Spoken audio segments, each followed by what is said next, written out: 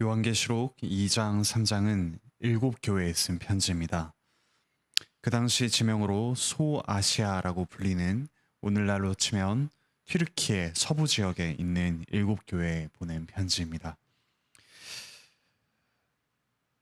이 편지를 보시면 각 교회마다 그 수신자를 두고 보내는 편지처럼 보입니다. 하지만 7절에 성령이 교회들에게 하시는 말씀을 들을지어다 라고 이야기합니다. 그래서 사실은 7교회 전체에 보낸 편지입니다. 요한이 이 편지를 쓰고 7교회가 다 함께 돌려보면서 이 편지를 읽었습니다. 그리고 7이라는 숫자는 완전수입니다. 그리스도께서 승천하신 이후에 모든 세대의 교회가 함께 읽어야 할 편지라는 뜻입니다. 부활하신 그리스도께서 요한을 통해서 모든 시대의 교회에 편지를 쓰고 계십니다. 편지를 보시면 형식이 있습니다. 어떤 교회의 천사에게 쓰라. 그리고 그리스도께서 그분을 어떻게 소개하시는 말이 나옵니다. 이후 그 교회에 대한 칭찬, 교회에 대한 책망, 권면, 그리고 이 말씀을 들으라. 이긴 자에게 이런 약속을 주겠다라고 하십니다. 물론 이 교회들 중에는 칭찬만 받는 교회도 있고 책망만 받는 교회도 있습니다. 오늘 말씀 2장에는 이 7교회 중 4교회에 대한 칭찬과 책망, 권면이 나옵니다. 먼저 에베소 교회에 주님께서 말씀을 하십니다. 1절에서 그리스도께서는 부활하셔서 몸은 하늘에 계시지만 또 오른손에 7별을 붙잡고 7 금촛대 사이에 거니시는 이라고 그분 당신을 소개하십니다. 7별은 1장에서 보면 7교회의 사자, 천사를 뜻합니다. 그리스도께서 천사를 붙들고 또 천사를 통해서 교회에 말씀하고 계십니다. 그리고 금촛대 사이에 거니십니다. 구약의 성막의 성소에는 하나의 등대가 있었고 거기에 가지가 나와서 7개의 등잔이 그 촛대에 연결되어 있었습니다.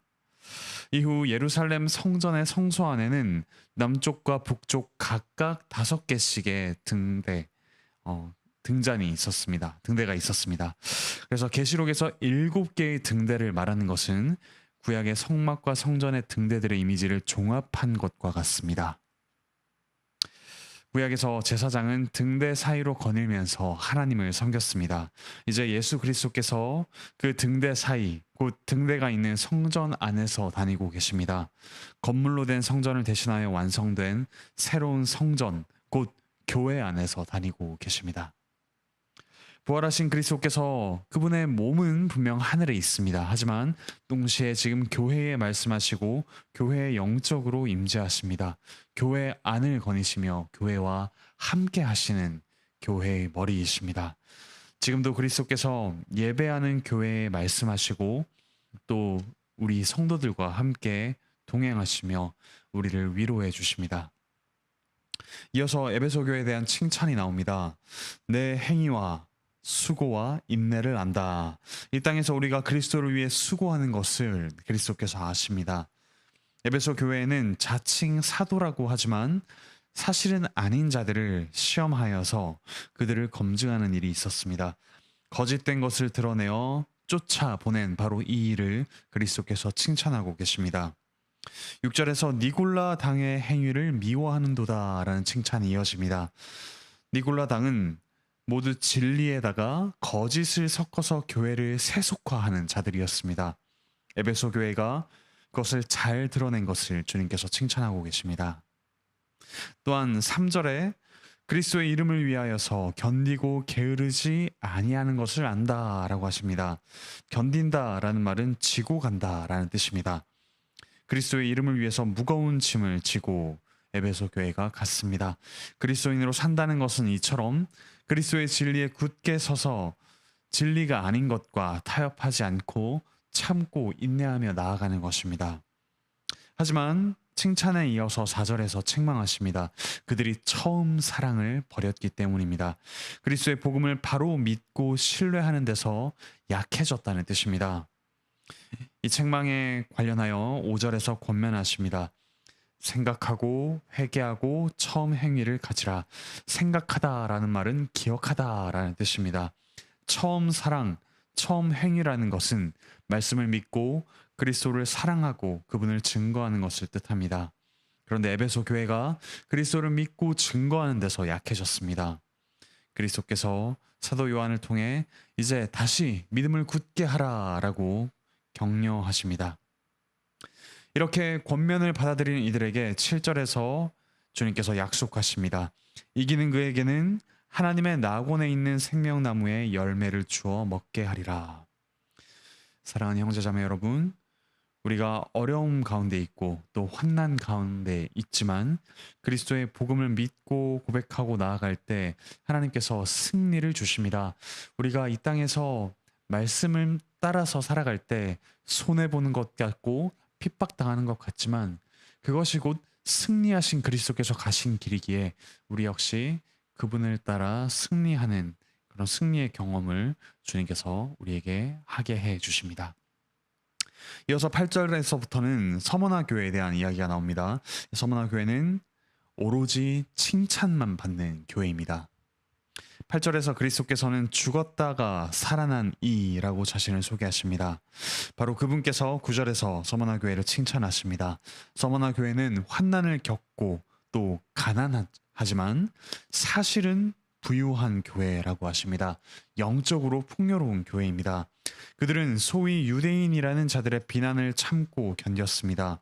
유대인들은 율법을 자랑하면서 오직 그리스도의 은혜로 구원받는다는 그 믿음을 비난하며 또 그렇게 믿음을 증거하는 이들을 핍박했습니다.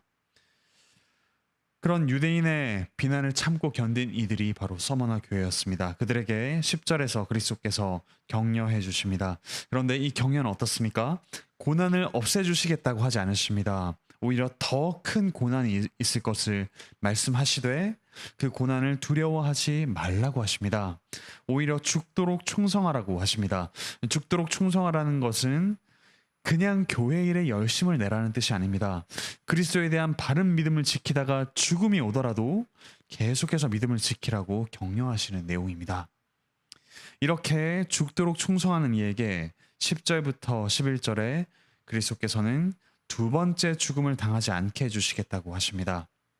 모든 사람은 한 번 죽은 후에 부활합니다. 그리스도를 믿지 않는 자는 그런데 두 번째로 죽기 위해 부활합니다. 즉 지옥과 같은 삶, 하나님과 분리된 삶, 영원한 생명이 없는 삶을 살기 위해 부활합니다. 하지만 주님을 위해 고난을 겪으며 이 땅을 살아간 성도는 이와 같은 두 번째 죽음을 겪지 않습니다. 오히려 두 번째 생명, 영생을 누립니다. 이 소망 가운데 계속해서 승리하며 살아갑시다. 이어서 12절에서부터는 버가모 교회에 대한 말씀이 나옵니다. 그리스도께서는 좌우에 날선 검을 가진 이로 그분 자신을 소개하십니다. 이 칼은 예수님의 입에서 나오는 말씀입니다.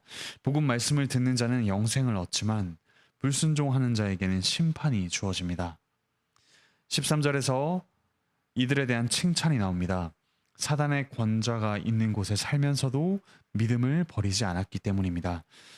버가모 교회의 성도 안디바는 심지어 이렇게 믿음을 지키다가 순교하기까지 했습니다. 하지만 14절 15절에 나오듯이 그런 순교자를 낸 버가모 교회에도 책망할 것이 있었습니다. 하나님을 섬기면서 우상을 겸하여 섬기는 자들이 교회 안에 있었기 때문입니다. 이들은 에베소 교회와는 달리 니골라 당의 교훈을 지키는 자들이었습니다. 그 니골라 당의 교훈을 받은 이들 혹은 니골라 당이 교회를 어지럽히도록 내버려 둔 것, 그것이 바로 이들이 책망받는 이유였습니다. 16절에서 그들이 회개하라 라고 주님께서 그들에게 권면하십니다. 이처럼 죄와 싸우며 이기는 자에게는 주님께서 17절에 나오듯이 감추인 만나를 주겠다고 약속하십니다. 광야에서 이스라엘을 먹이셨던 그 만나, 이기는 성도는 영원한 나라에서 생명을 누리며 먹고 살게 될 것을 또한 약속하십니다. 천국 잔치에 들어가는 입장표와 같은 흰 돌을 또한 그들에게 주시겠다고 약속하십니다. 이어서 18절에서부터는 두아디라 교회에 대한 말씀이 나옵니다. 그리스도께서는 눈이 불꽃 같고 바른 빛난 주석 같은 영광스러운 분으로 그분 자신을 소개하십니다. 곧 이 불꽃 같은 눈으로 모든 것을 감찰하시는 분이시죠. 19절에서 두아디라 교회에 대한 칭찬이 나옵니다. 여기서 내 사업이라고 하셨는데 사업은 곧 행한 일을 말합니다. 두아디라 교회가 행한 일, 사랑, 믿음, 섬김, 인내, 이것은 곧 데살로니가 전서 1장 3절에 나오는 믿음의 역사, 사랑의 수고, 소망의 인내를 가리키는 말이기도 합니다. 이와 같은 일을 주님께서 칭찬하십니다. 하지만 20절부터 21절에서 이들에 대한 책망 역시 빠지지 않습니다. 우상 숭배와 음행에 빠지게 하는 과거 이스라엘의 여왕 이세벨과 같은 여자가 교회 안에서 활개를 쳤습니다. 그가 교회를 어지럽히도록 방치한 것, 그것이 바로 두아디라 교회가 책망받을 이유였습니다. 그는 회개할 기회를 주어도 회개하지조차 않았습니다. 22절부터 23절에 나오듯이 그처럼 회개하지 않는다면 그 여자 교인을 병으로 침대에 눕게 할 것이라고 말씀하십니다. 그리고 그녀의 교훈을 따르는 자를 죽이고 고난을 당하게 할 것이라고 경고하십니다. 이와 같은 경고를 통해 회개하라고 간접적으로 말씀하고 계십니다. 24, 25절에는 반대로 이와 같은 이세벨과 같은 이의 교훈을 따르지 않는 성도들에게는 다른 짐을 지우지 않으신다고 권면하며 격려하십니다. 현재 믿음대로 계속 나아가라고 격려하십니다. 26절부터 29절에 나오듯이 탐욕 때문에 우상 숭배를 하지 않고 겸손히 그리스도께 순종하며 이기고 있는 자에게는 온 세계를 다스릴 권세를 주시겠다고 약속하십니다. 새벽별을 주겠다고 하셨는데 이 새벽별이란 그리스도의 왕권에 대한 상징입니다. 참고 인내하며 주님께 순종하는 자에게는 온 세상을 다스릴 권세를 주시겠다고 하십니다. 이와 같은 내 교회에 대한 신앙에 대한 도전을 종합하면 다음과 같습니다. 첫째로 우상 숭배를 이기는 것입니다. 우상만 섬기는 것뿐만 아니라 하나님과 우상을 겸하여 섬기는 그 유혹이 오늘날에 우리에게도 있습니다. 하나님을 섬긴다 하지만 돈을 섬기고 명예를 섬기고 안전을 섬기는 우상 숭배. 오늘날 7교회, 완전한 교회 중 하나인 우리 역시 이 권면을 들어야 할 것입니다. 또한 두 번째 문제는 율법주의입니다. 교회를 우리가 교회에 속해 있으면서 주님의 복음으로 충분하다고 생각하지 않고 우리의 행함, 우리의 선행이 마치 큰 공로라도 되는 양 생각하는 율법주의를 피해야 합니다. 세 번째로 하나님을 사랑하는 데서 약해지는 유혹을 피해야 합니다. 우리가 하나님을 사랑한다고 너무나도 피상적으로 말하고 습관적으로 말하지만 정작 하나님에 대한 사랑을 저버리고 그 믿음으로 사는 즐거움을 잃어버리진 않았는가 우리 자신을 돌아보아야 합니다. 그런 우리에게 주님께서 권면하십니다. 교회의 머리신 영광스러운 분으로 자기를 소개하시며 그분을 따르는 자에게 승리와 또 영원한 생명을 주시겠다고 약속하십니다. 우리에게 주시는 이 권면이 결코 무거운 것이 아닙니다. 그리스도께서 친히 우리보다 앞서서 이 모든 환난을 견디셨고 인내하셨으며 또한 자신을 섬기라고 말하는 그 사탄 앞에서 사탄아 물러가라 하고 하시며 십자가에서조차 하나님을 따르며 승리하신 분이 바로 그리스도이십니다. 우리보다 앞서 승리하신 그리스도께서 지금 우리와 함께 하시며 우리가 당하는 모든 고난을 실패와 또 죽음이 아니라 승리와 영원한 생명이 되게 도우십니다. 주님의 도우심을 받아 그분의 말씀과 권면을 받아 오늘 하루 평생의 믿음의 승리를 경험해 가시는 우리 형제자매 되시기를 바라고 축복합니다. 기도합시다.